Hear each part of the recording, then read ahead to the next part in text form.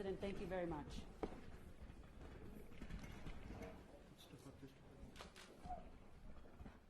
You all set? Everybody? Well, thank you very much. Today it's my privilege to present our nation's highest civilian honor, the Presidential Medal of Freedom, to one of the greatest coaches in American history. The legendary Lou Holtz, a friend of mine, great gentleman, great man. We're delighted to be joined this afternoon by members of Lou's wonderful family, along with the Director of National Intelligence, John Ratcliffe. John, thank you for being here. And Senator Lindsey Graham, who I think most people know. I would say they know you for the most part. And Pat Cipollone, a big fan of Notre Dame, right? Thank you, Pat, for being here. Lou was born during the Great Depression in the steel town of Falansby, West Virginia. We love West Virginia. He grew up in poverty in a two-room cellar.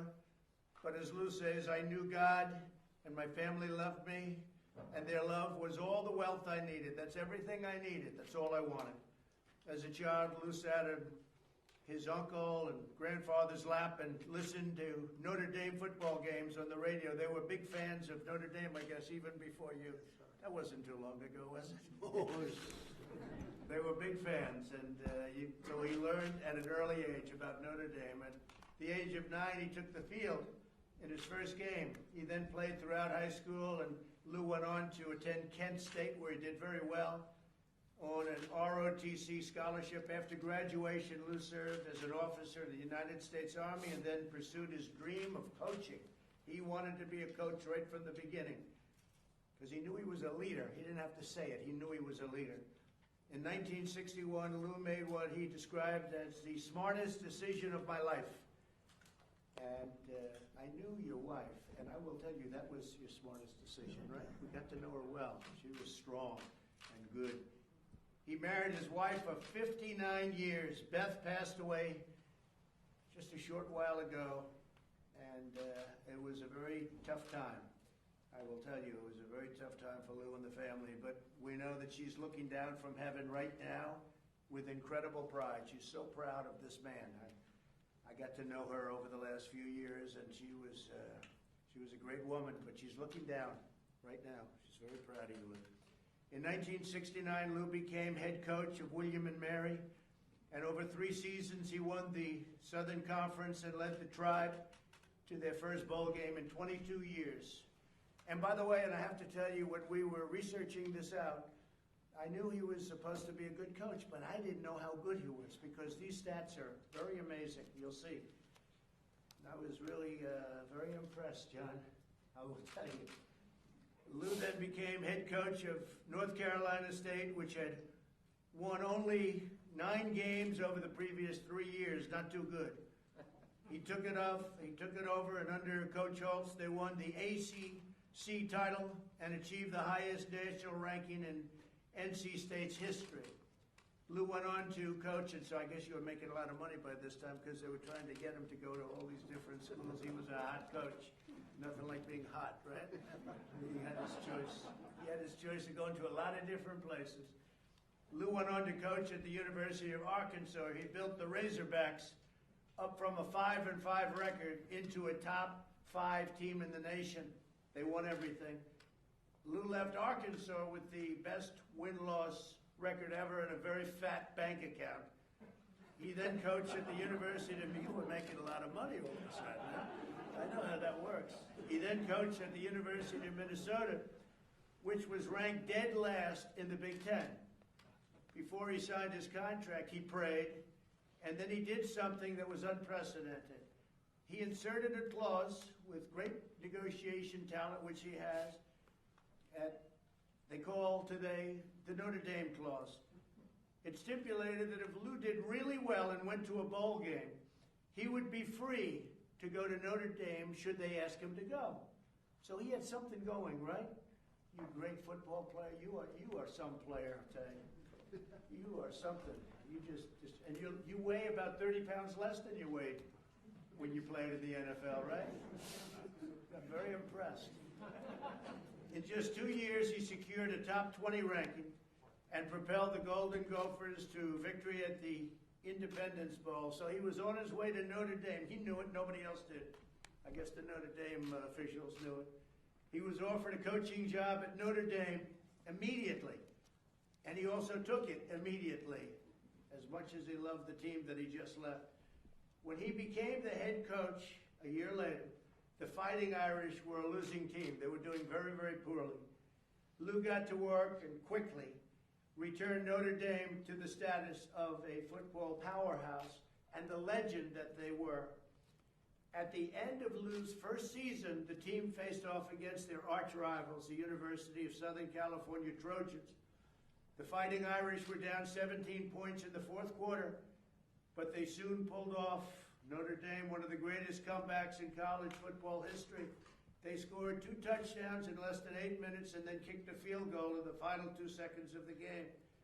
At that moment, Holtz said he felt the spirit of Notre Dame. He loved Notre Dame. And do you still remember that game? Oh, very good. My son roughed the punter. No, I can't. You weren't too happy about that. Oh, no. I understood why certain species of animals devour their young. So your son has a little of you in him. For the next decade, the Fighting Irish won 80% of their games and went to 9 consecutive New Year's Day bowls. And in 1988, the cover of Sports Illustrated said, "Notre Dame is back." Notre Dame is back. He was on the cover of Sports Illustrated and many other covers. Notre Dame remained #1 in the country for the longest stretch in the school's history. See, I didn't know all this stuff. I knew you were a great coach. I didn't know you were this good, to be honest with you. This is beyond a great coach. So you had the longest streak in the history of Notre Dame at #1. What do you think about that, Lindsay? Sounds like you in the Senate. Yeah. So we don't. He had an easy race. You know, he had an easy race. The problem was his opponent had $140 million. That was a record, I guess, wasn't it? Huh? Guess what? Here's Lindsay. During the tenure at Notre Dame, Lou coached a record number of games, secured 100 victories, and delivered Notre Dame's most recent national championship. So he did some job at Notre Dame. Then Lou became the head coach at the University of South Carolina, which he loves. He loves South Carolina, which had won only 1 bowl game in 108 years. He was going to take it easy, and then he gets another offer. Man, oh man, I'm watching that money just pile up. He was going to go and just relax now. He did his thing at Notre Dame. He won national championships, the longest streak.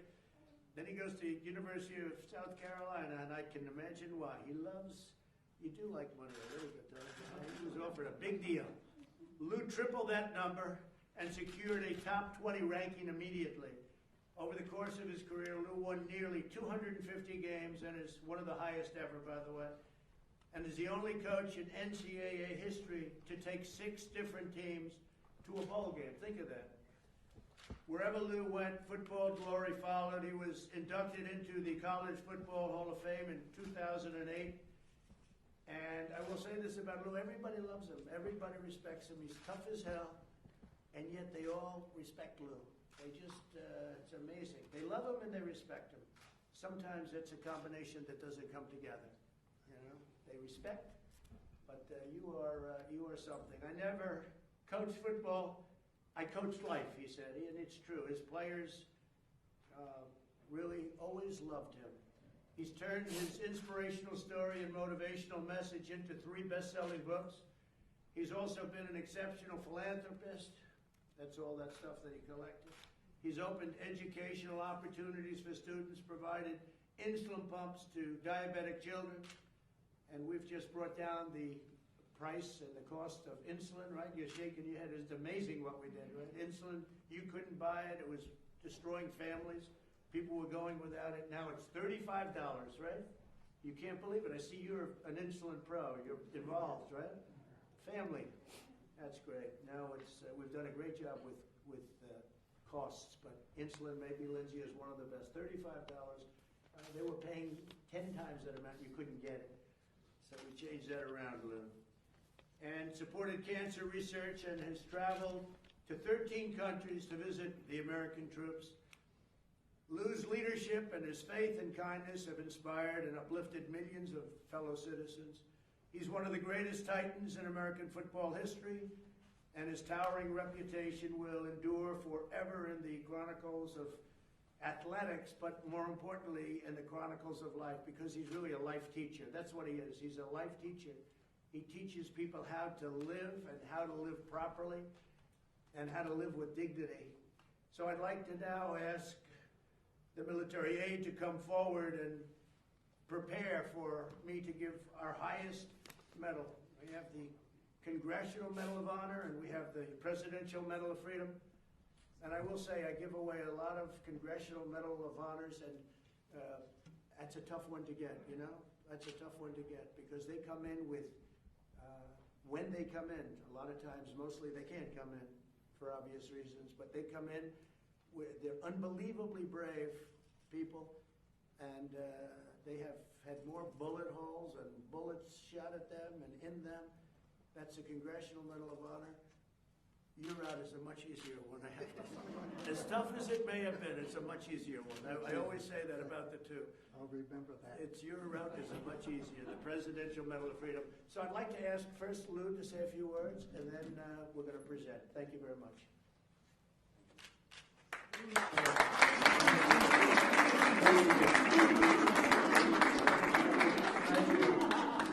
Thank you, Mr. President. I'm humbled by the various comments and the opportunity to receive this award. But I want to assure you how proud I am, not only to receive the award, I'm even prouder to receive it from President Donald Trump, who I think was the greatest president during my lifetime, and the things you've done for this country, giving people the opportunity. As far as I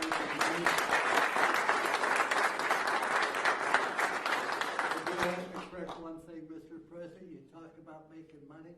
When I went to Notre Dame, they had a policy. The head football coach was not allowed to make more than the president of Notre Dame. The president of Notre Dame was a priest that took the vow of poverty. I made $95,000. I get this award. I accept it humbly. And you don't go in life saying, I want to win this award. You just wake up one day and it happens. But this award, as great as it is, does not define who Lou Holtz is. My beautiful family, my precious wife, my friends, you have determined who I am. And I just try to be a solid person. As I think it was said, the two most important days of your life, one's the day you're born, the other's the day you discover why you're born. And when we discover we're born basically to help other people and overcome problems and difficulties that are going to come our way. And I just could not be prouder to be part of this country. I could not be prouder to receive this award from an individual I respect and admire as much as President Trump. Thank you. Thank you, sir. So nice. Thank you very much.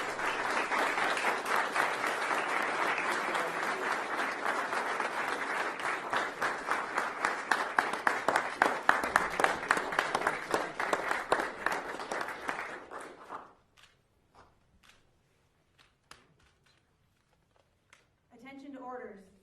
Louis L. Holtz, an American sports legend, is awarded the Medal of Freedom. A member of the College Football Hall of Fame, Holtz's achievements include 249 wins, 12 bowl game victories, and a national championship. He is the only football coach to lead 6 different programs to bowl games. His tenure at Notre Dame was historic, securing 10 straight winning seasons and the 1988 national championship. Off the field, he's a staple of sports television, a powerful motivational speaker, a devout Catholic, and a dedicated philanthropist. The United States proudly honors Louis L. Holtz for his contributions to our nation. Signed, Donald J. Trump, the President of the United States of America.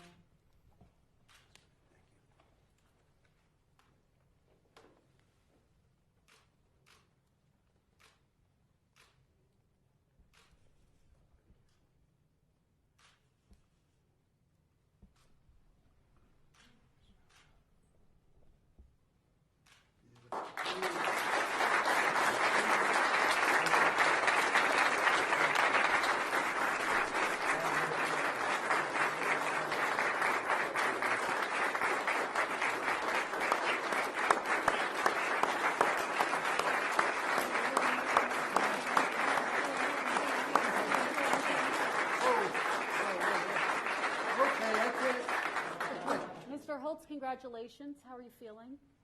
I feel so indebted to so many people in my life and had such a positive influence on it.